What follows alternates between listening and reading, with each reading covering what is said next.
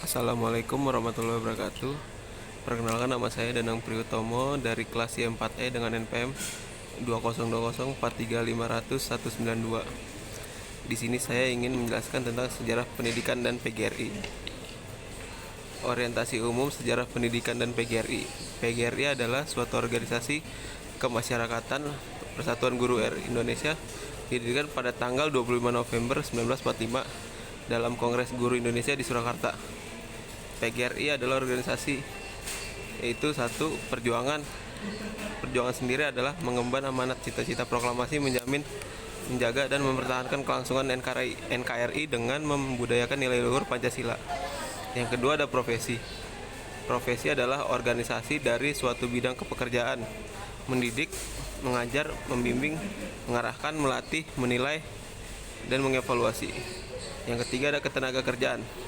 PGRI merupakan wadah perjuangan hak-hak asasi guru sebagai pekerja, terutama dalam kaitannya dengan kesejahteraan. Gerakan guru pada masa perjuangan kemerdekaan. Pada zaman penjajahan Belanda, sekolah dibagi menjadi tiga. Yang pertama ada sekolah desa atau rakyat untuk masyarakat desa. Yang kedua ada sekolah dasar angka 2 atau Tweede Inlandse School untuk rakyat biasa di kota-kota. Yang ketiga ada SD berbahasa Belanda untuk anak-anak priai atau pegawai pemerintah Hindia Belanda. Sejarah lahirnya PGRI. PGRI diawali dengan nama PGHB, Persatuan Guru Hindia Belanda, pada tahun 1912. Berubah nama menjadi PGI, Persatuan Guru Indonesia, pada tahun 1932. Keanggotaannya: guru bantu, guru desa, kepala sekolah, pemilik sekolah. Pada masa pemerintah Jepang, PGI dihapuskan setelah 100 hari kemerdekaan Republik Indonesia pada tanggal 24 sampai 26 November tahun 1945 diadakan Kongres Guru di Gedung Soma Harsana, Surakarta. Hasilnya adalah yang dibentuknya PGRI. Tujuan PGRI: 1. Mempertahankan dan menyempurnakan Republik Indonesia. 2. Mempertinggi tingkat pendidikan dan pengajaran sesuai dengan dasar-dasar kerakyatan. 3. Membela hak dan nasib guru umumnya, guru pada khususnya. PGRI memiliki haluan dan sifat perjuangan yang jelas. 1. Mempertahankan NKRI. 2. Meningkatkan Dikjana sesuai Pancasila Undang-Undang 1945. 3. Non-partai politik. Sifat dan siasat perjuangan: 1. Korektif dan konstruktif terhadap pemerintah, mempertahankan keberadaan sebagai serikat pekerja, bekerja sama dengan serikat pekerja lain, bekerja sama dengan badan-badan lain. Yang 4. Bergerak di tengah masyarakat. Sejarah perkembangan jiwa, semangat, dan nilai-nilai 1945. Periodisasi: 1. Periode pertama, masa sebelum pergerakan nasional, masa kejayaan kerajaan-kerajaan di wilayah Nusantara, masuknya berbagai agama dan kedatangan bangsa-bangsa barat. Yang kedua, periode kedua, masa pergerakan nasional, masa proses keruntuhan kerajaan-kerajaan Nusantara, perlawanan senjata oleh kerajaan-kerajaan Nusantara, kebangkitan kembali bangsa Indonesia dan perlawanan di bidang ideologi, politik, ekonomi, sosial, budaya, penjajahan Jepang dan lain. Lahirnya Pancasila. 28 Oktober 1928 lahirnya Sumpah Pemuda. Yang ketiga, periode ketiga, masa proklamasi dan perang kemerdekaan. Titik kulminasi perjuangan kemerdekaan bangsa tercapai dengan proklamasi kemerdekaan pada tanggal 17 Agustus 1945. Keesokannya disahkan Pancasila sebagai dasar falsafah bangsa negara, serta Undang-Undang Dasar 1945 sebagai konstitusi negara. 4. Masa perjuangan mengisi kemerdekaan. Perjuangan masa ini tidak terbatas waktu karena perjuangan bermaksud mencapai tujuan akhir nasional seperti tercantum dalam Undang-Undang 1945. Metode kelestarian JSN 45. Metode edukasi dan keteladanan. Pendekatan edukasi dengan cara melalui: yang pertama, keluarga. Orang tua berkewajiban mendidik anak-anaknya supaya tanggap dan peka terhadap keadaan dan perkembangan lingkungan. Pertumbuhan anak-anaknya menyebar luasan JSN 45. Yang kedua ada sekolah. Melalui jalur pendidikan formal, sekolah yang terikat pada ruang, waktu, mata pelajaran, dan jenjang persekolahan. Yang ketiga masyarakat. Lembaga-lembaga seperti Karang Taruna, Gerakan Pramuka merupakan wadah-wadah yang perlu dimanfaatkan untuk menyebarluaskan JSN 45. Yang kedua ada metode informasi dan komunikasi dan kemasyarakatan. Sejarah perjuangan PGRI ketiga atau Orde Baru.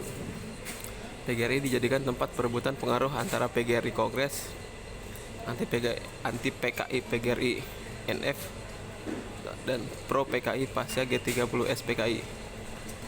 PGRI membentuk KAGI pada tanggal 2 Februari 1966. Tugas KAGI adalah membersihkan dunia pendidikan dari unsur PKI atau Orla, yaitu A. PGRI NF, Serikat Pekerja Pendidikan, Persatuan Guru Teknik Indonesia, menyatukan semua guru dalam satu wadah PGRI, memperjuangkan PGRI menjadi organisasi unitaristi independen non-parpol. Kongres 11 PGRI di Bandung tanggal 15 sampai 20 Maret 1967. Yang kedua, Kongres ke-12 PGRI di Bandung 1970. Kongres ketiga PGRI di Jakarta tahun 1973, lahirnya Undang-Undang Nomor 2 tahun 1989 tentang Sisdiknas Pendidikan Nasional bertujuan mencerdaskan kehidupan bangsa dan mengembangkan manusia Indonesia seutuhnya, yaitu manusia yang beriman, bertakwa terhadap Tuhan Yang Maha Esa dan berbudi pekerti luhur, memiliki pengetahuan dan keterampilan sejahtera, kesehatan jasmani dan rohani, kepribadian yang mantap dan mandiri, serta rasa tanggung jawab kemasyarakatan dan kebangsaan. Perjalanan PGRI pada era reformasi. Tantangan era reformasi sebagai organisasi pembelajar, PGRI harus memiliki kecakapan untuk 1. Lebih siap berpartisipasi dan beradaptasi dengan perkembangan lingkungan. Nomor 2, untuk lebih cakap agar belajar dari pesaing dan mitra kerja. Ketiga, belajar secara efektif dari kesalahan-kesalahan sendiri. Keempat, mempersingkat waktu yang diperlukan untuk menerapkan perubahan strategi. Jati diri PGRI adalah sebagai berikut. PGRI sebagai organisasi profesi, PGRI sebagai organisasi perjuangan, PGRI sebagai organisasi ketenagakerjaan. Misi PGRI: misi nasional, misi pendidikan nasional, misi pembangunan nasional, misi profesional, misi kesejahteraan. Strategi PGRI: intensifikasi silaturahmi secara vertikal, horizontal, dan diagonal, baik secara eksternal maupun internal. Yang kedua, optimalisasi kemitraan secara berwimbang dengan berbagai pihak terkait atas dasar saling menghormati secara sistematik, sinergik, dan simbolik. Aktualisasi program kerja yang lebih terpusat pada hak dan martabat anggota. 4. Transparansi manajemen organisasi dalam berbagai tingkatan organisasi. Strategi PGRI dilakukan dengan 2 cara, yaitu 1. Melalui perjuangan melalui kekuatan internal dan kerjasama. Yang kedua, dengan berbagai jalur melalui organisasi birokrasi politik. PGRI pada era otonomi daerah. Keorganisasian yang harus dicari solusinya adalah dengan segera pada masa otonomi daerah. 1. Otonomi daerah sudah bergulir, dan untuk itu adaptasi PGRI baik di tingkat pengurus besar maupun daerah harus cepat dilakukan. Adaptasi organisasi dalam konteks otonomi daerah. PGRI di daerah harus memiliki kualitas keberdayaan, kemandirian, kreativitas, dan wawasan yang unggul dalam mewujudkan kinerja. Program-program kerja yang harus terfokus pada amanat anggota dan sesuai dengan kondisi daerahnya. Yang keempat, kualitas sumber daya manusia PGRI merupakan modal utama dalam mewujudkan kinerja organisasi pada era otonomi daerah. Jati diri PGRI, ciri-ciri PGRI dan lambang panji PGRI. Pengertian jati diri PGRI: perwujudan dari sifat-sifat yang khas PGRI yang profesionalisasi, yang didasarkan pada falsafah negara Pancasila dan Undang-Undang 1945 serta jiwa semangat dan nilai 1945. Sifat PGRI: 1. Unitaristik, 2. Independen, 3. Semangat. Ciri-ciri jati diri: 1. Nasionalisme, 2. Demokrasi, 3. Kemitraan, 4. Kekeluargaan, 5. Profesionalisme, 6. Unitarisme, 7. Kemandirian, 8. Non-partai politik, 9. Jiwa semangat dan nilai-nilai 45. Tujuan jati diri: tegaknya keberadaan PGRI, tumbuhnya rasa bangga ikut memiliki. 2. Pencapaian LDDKP yang tinggi dalam melaksanakan tugas pokok dan fungsinya.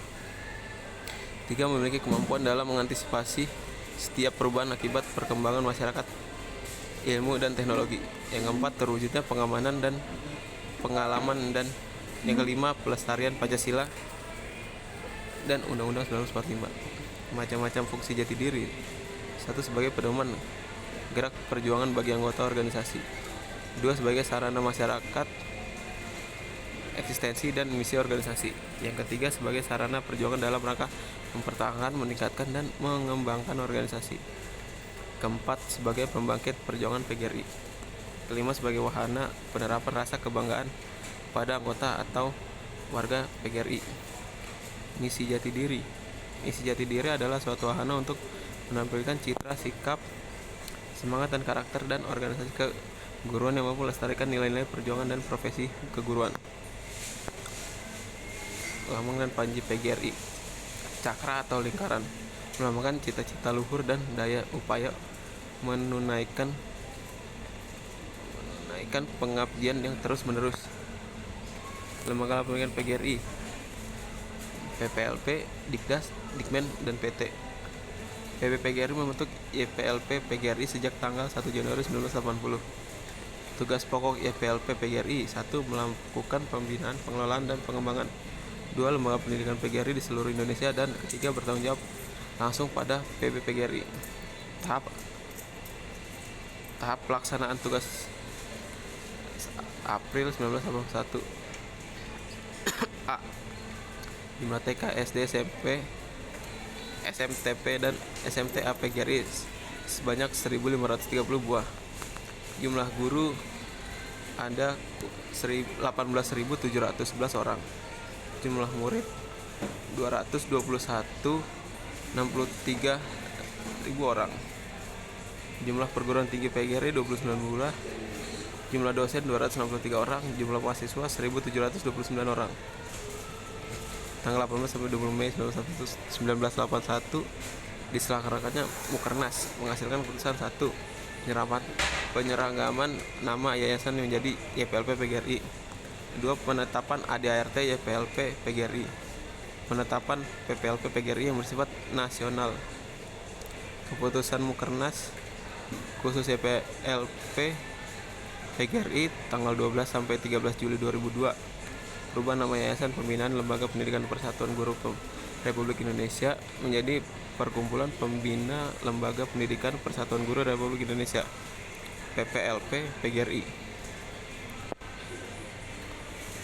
Jati diri Lembaga Pendidikan PGRI pada perguruan tinggi. 1. Dasar pendidikan meliputi Pancasila, Undang-Undang 1945, Operasional GBHN, serta peraturan perundang-undangan tentang pendidikan nasional.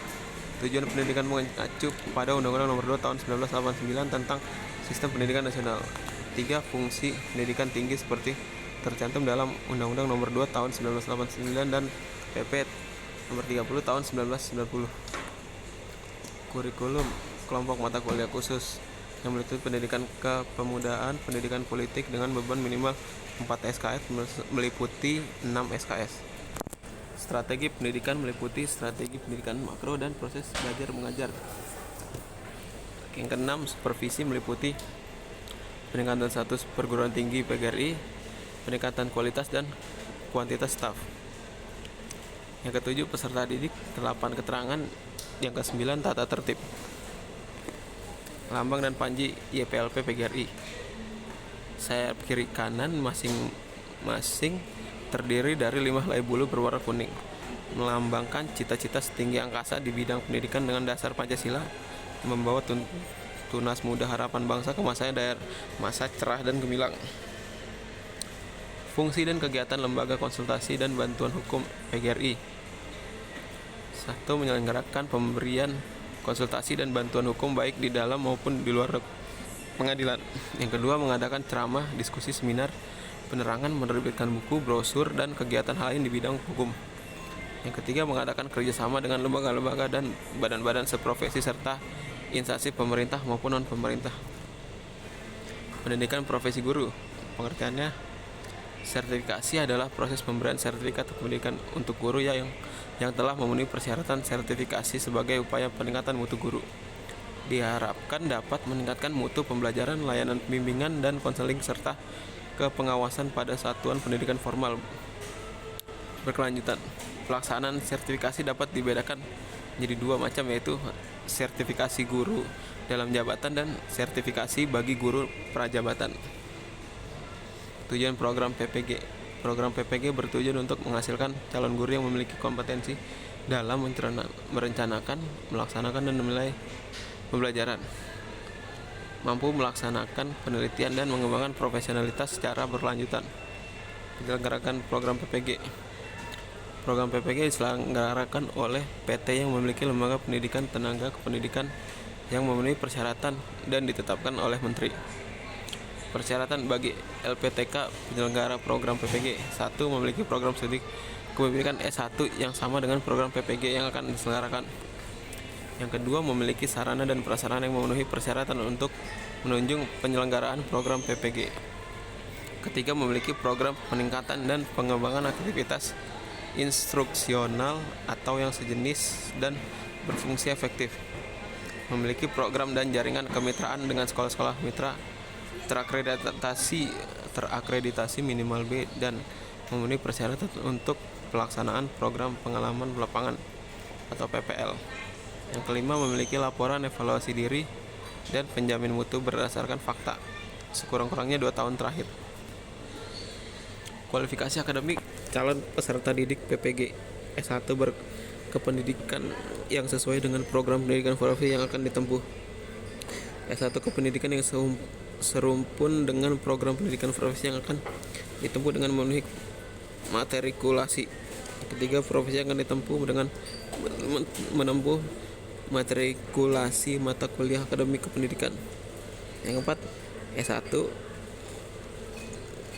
D14 non-kependidikan serumpun dengan program pendidikan profesi yang akan ditempuh dengan menempuh matrikulasi. S1 psikologi untuk program PPG pada PAUD atau SD dengan menempuh matrikulasi. Beban belajar program PPG SKS 18-20 untuk menjadi guru pada satuan pendidikan SDMI SDLB bagi S1 bagi lulusan PGSD sebanyak 36-40 SKS. Untuk menjadi guru pada satuan pendidikan SDLB bagi S1 atau D4 kependidikan selain S1 PGSD. Untuk menjadi guru pada satuan pendidikan TK, RAT, KLB berbentuk lain yang sederajat yang berlatar belakang lulusan S1 psikologi. Untuk menjadi guru pada satuan pendidikan SMP atau SMPLB atau bentuk lain yang sederajat dan satuan pendidikan SMA, MA, SMA-LB, SMK, MHK baik lulusan S1 atau D4 kependidikan maupun lulusan S1 atau D4 non kependidikan. Sistem pembelajaran program PPG. Sistem pembelajaran mencangkup perkuliahan, praktikum, dan praktek pengalaman lapangan yang diselenggarakan dengan pemantauan langsung secara intensif oleh dosen yang ditugaskan khusus untuk kegiatan tersebut, dinilai secara objektif dan transparan. Yang kedua, perkuliahan, praktikum, dan praktek pengalaman lapangan dilaksanakan secara tatap muka dan berorientasi pada pencapaian kompetensi, merencanakan dan melaksanakan proses pembelajaran, menulis hasil pembelajaran, menindaklanjuti hasil penilaian, serta melakukan pembimbingan dan latihan.